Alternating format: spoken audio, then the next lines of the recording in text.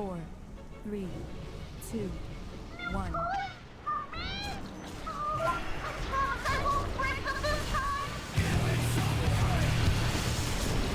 What are you looking for, a raise? Get out.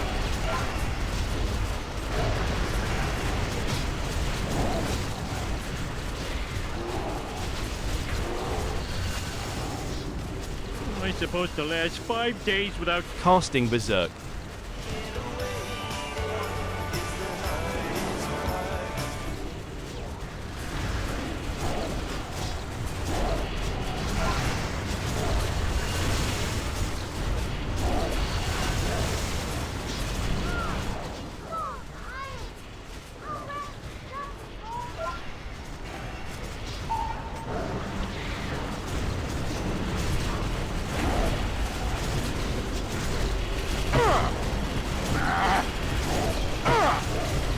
That's a lot of damage.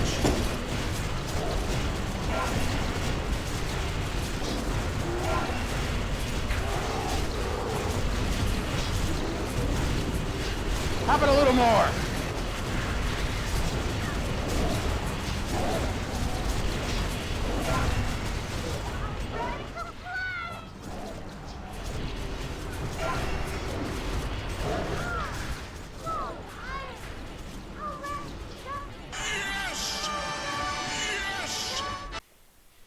Really quick, I'm going to explain the reason why I'm so excited here that I get this rip-off just in time.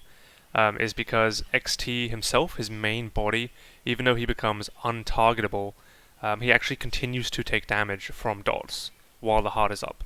So getting that rip-off there at 5 points, 5 combo points, right before heart comes out means that that's ticking the entire time that I'm hitting the heart. And I'm going to have a rip going on the heart too for double damage. So it's just like getting in some kind of a super ferocious bite, as in just casting that one rip there, added like 50k damage, or whatever that rip did. At this point I don't have Berserk, but I want to get Rip up immediately, like as soon as possible, because it's so good, so I start flower shifting. This is on the heart on the second spawn. While rewatching this footage, I'm definitely not very used to flower shifting, you can tell. I'm waiting to pool energy to cast Shred, for instance, before flower shifting. You should just instantly flower shift. Like if you're not hitting an ability that global, you should instantly flower shift.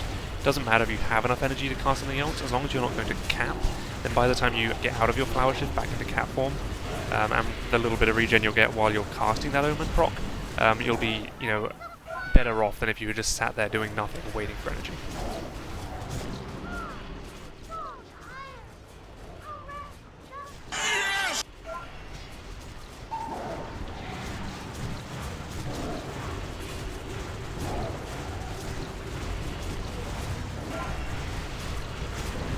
I'm going to do what's called a pro gamer move.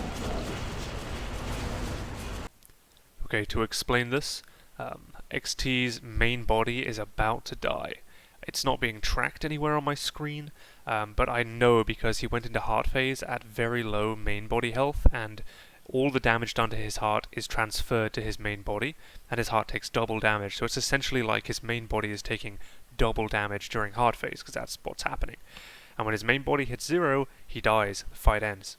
So I know that he's going to die any second now. So even though my Savage Roar is falling off, I'm pretty certain, I have a gut feeling that if I do a Roar and then, even rapidly flower shifting, I won't have enough time to really get any extra damage in, especially not a finisher, before he dies.